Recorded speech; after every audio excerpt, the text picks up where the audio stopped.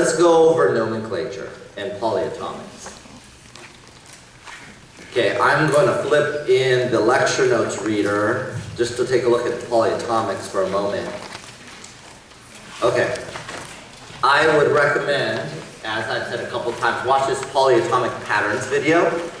That video goes over how to kind of remember most of these. They actually do have patterns that I couldn't explain in class. And this video, that's not super long, remember the video hack where you can watch me on 1.5 speed.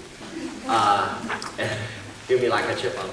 You'll hear me explain how to remember these. Okay, and there's a lot of patterns that are super convenient. For example, if it's in an even column, like sulfur, look at, where the heck is the periodic table?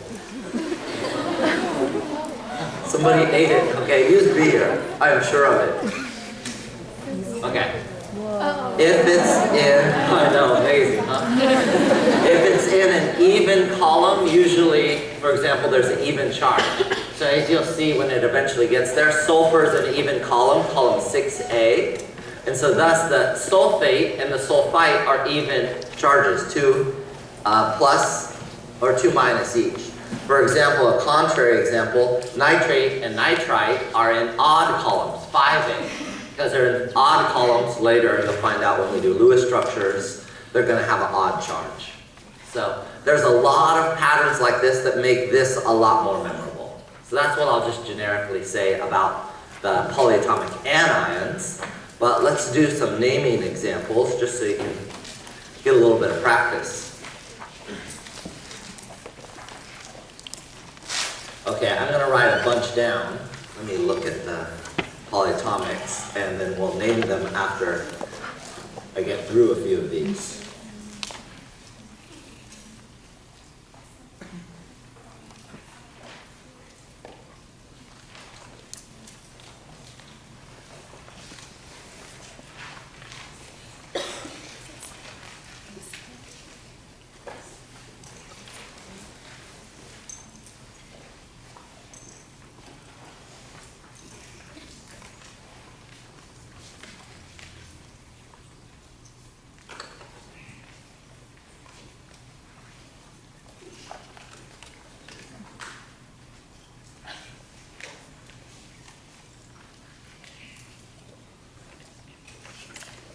Okay, here's some examples. The best practice, I think, of this, in my mind, if you watch some of my videos, I have naming examples, I think 1 through 9, so 9 videos, plus whatever is on practice on the review sessions. Go through, pause the video after I write the name down, see if you can name it, and then push play, and watch me name it and see if you get to the same answer. And pause for the next one, etc. I think that's the best way to challenge yourself, and you can kind of go through pretty quickly. I have lots and lots of examples. So you want to categorize it first. You see metals here. All these are metals. So you know the first 3 are all ionic. They have to be. Okay. So you're going to do the first name as is, sodium. And then the second name, the name of whatever that is. What's that called? Carbonate. Carbonate. Yeah. So this is sodium carbonate. You don't have to change the carbonate or the sodium at all. So this would be strontium. Okay, what the heck is that?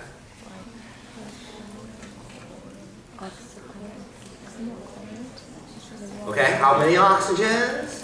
4. So it's called, it doesn't matter that they're all together or not, it's a perchlorate. Yeah, high five, that's right. Sometimes we write one of those oxygens in front of the halogen and the rest after.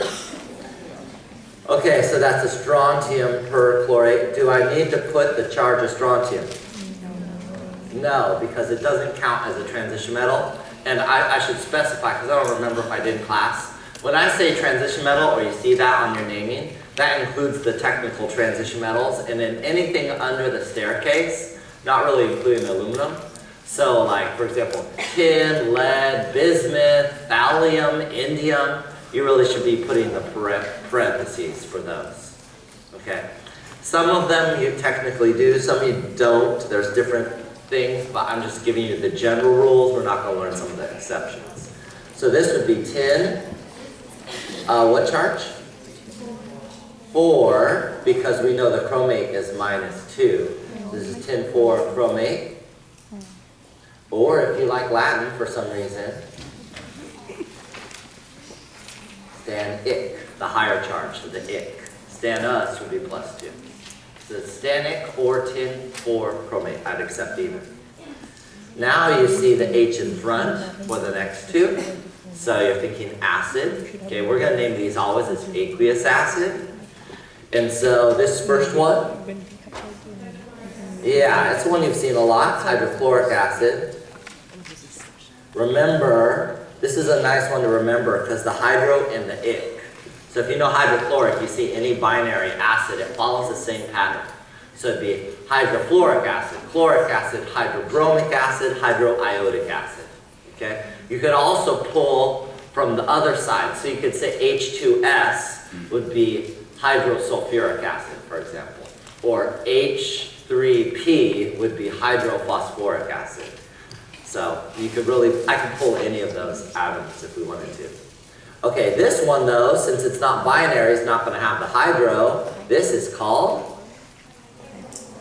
yeah, so that's hypochlorous ion. So you want to write hypochlor,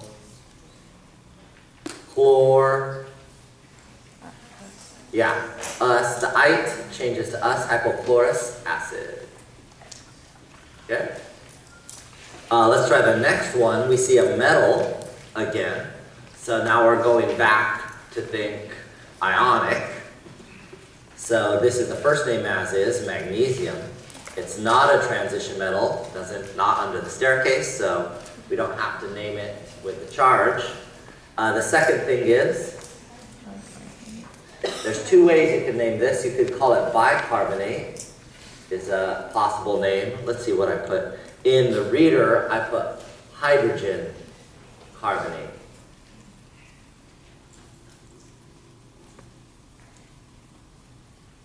So magnesium bicarbonate or magnesium hydrogen carbonate. Either of those would be acceptable. By the way, make sure your spelling's right and make sure it's legible for the TA to read. Okay? One TA will grade all 500 of this question. So you want to make sure they can read it. Next one, what category? This is molecular. So now we have to name the subscripts when it's molecular. So di-sulfur. Yeah, pent. Remember not to put pentaoxide. With these, you don't want two vowels together from the prefix and the stem. So oxide. Okay? All right, that's some decent naming practice. Okay, let's just keep marching through. I think we're doing fine here. Combustion analysis. Yeesh. This one really deserves a practice problem. You've seen it before, so I'd really like to pick kind of a practice problem if I can find one. Let's see. Does anyone happen to have a practice problem on this one? Yeah. Page 26 of the practice. Beautiful. Okay, this one, these kind of are really hard to make up, so I did have to use this. Yeah, this one. Okay, this is page really 25, number 19. Is that the one you're looking at? 21. I can do that when we do limiting reactants. But number 19 is a very nice combustion analysis. So I'll save that one for a second. Okay? All right, let's try combustion analysis. It's one type of the empirical formula problem. Okay, so you'll see it some years on the practice exam, some years you won't see it. Dianabol is an anabolic steroid. We don't know what's in it, and it does say it has oxygen. So we know it's CXHYOZ. Okay, we know it has oxygen. They do combustion analysis. I don't have to balance this. I can just write it out as is, but I do want to write what I know. Again, this is page 25, number 19. 43.257 grams, and the water is 12.395 grams. Okay, what else do I know? I know the original mass, 14.765. Is it okay that these numbers are so much bigger than that number? Why? The oxygen is the remaining mass. And it'll often happen that these numbers could be way bigger than this one. That's fine. Okay. So for this combustion analysis, basically, I usually start with CO2, meaning I'm working on the carbon. So I'll go 43.257 grams. I need to change this to moles of carbon. So I'm going to say, well, the molar mass of CO2 is 44.01 grams per mole. Now I have the moles of CO2. I know there's 1 mole of carbon for every mole of CO2, so this changes me over to moles of carbon. And let's see if I found that number. Yes, it's not where it looks like it should be, but it's around there. So it's 0.98285. We're going to keep a couple digits. I usually say 3 or 4 is fine, but I'll just follow what it has in the example here. Okay. And this is moles of carbon.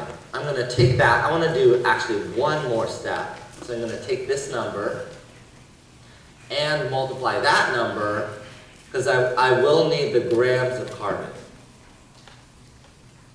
Grams per mole from the periodic table. This turns to be 11.805 grams of carbon. I need the grams mostly because when I find the mass of oxygen, I need this number. So I'm saving this, though this number is what?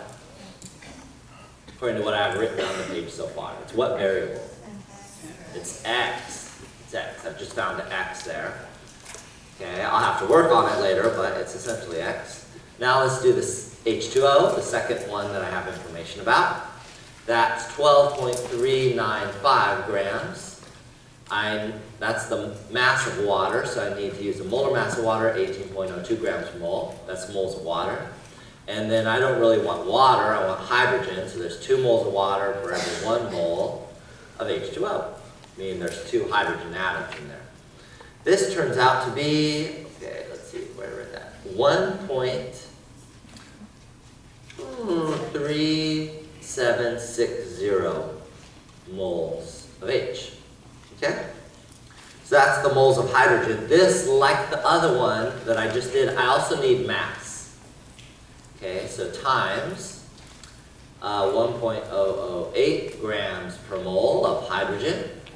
So now I'm going to get the mass of hydrogen. Pretty similar number, 1.3870 grams of hydrogen. So now notice I have the moles and the mass of hydrogen. And likewise the moles and mass of carbon. All right, to work on oxygen now, let's get an even different color. Oxygen now, the mass total is going to equal the mass of carbon plus the mass of hydrogen plus the mass of oxygen. Meaning the total mass of what they gave me of the dianabol is a 14.765. That equals the mass of carbon I just found, 11.805 grams, plus the mass of hydrogen I just found, 1.3870 grams, plus the mass of oxygen. So I can use that information to find the mass of oxygen. The mass of oxygen, in this case, turns out to be 1.573. Okay, so there's the mass of oxygen. I just subtract these numbers off. I need really the moles of oxygen, so I'm going to take this and multiply by its molar mass with moles on top. 15.99 or 16. Multiply that out, you get the moles of oxygen, which is 0.09832. 0.09832 moles of oxygen. So let's rewind for a second. Let's look back on what we found here. I had the moles of carbon, that's X. Remember the moles of hydrogen will be Y. And then over here, I found the moles of oxygen, that's Z. So if we look back on where I started here, I have X, Y, and Z. I'm going to plug those three numbers in. So I have CX. X again was 0.98285, I believe. H for Y was 1.3760. And O is 0.09832. Okay, so I just need to find the smaller one. They're all pretty small. 98. Oh, well, this one, it has to be the smallest, 0.09832. So I'll end up getting carbon about 10, hydrogen about 14, oxygen 1. By the way, dividing by this number, I'm using what law? Law of multiple proportions. And one more thing, just to make sure we got this down. What would it mean if the moles of oxygen was a very small number? That would mean there's no oxygen. What would it mean if these two sides didn't add up? You have completely screwed up. So when you get this, you know this better not be a negative number or anything. Those are hints to you that something went terribly wrong. Okay, so there's the Diana balls. Any questions on that one before we move on? This is a pretty typical time problem. Okay, so that would be the what formula? Empirical. That's empirical, not necessarily the molecular.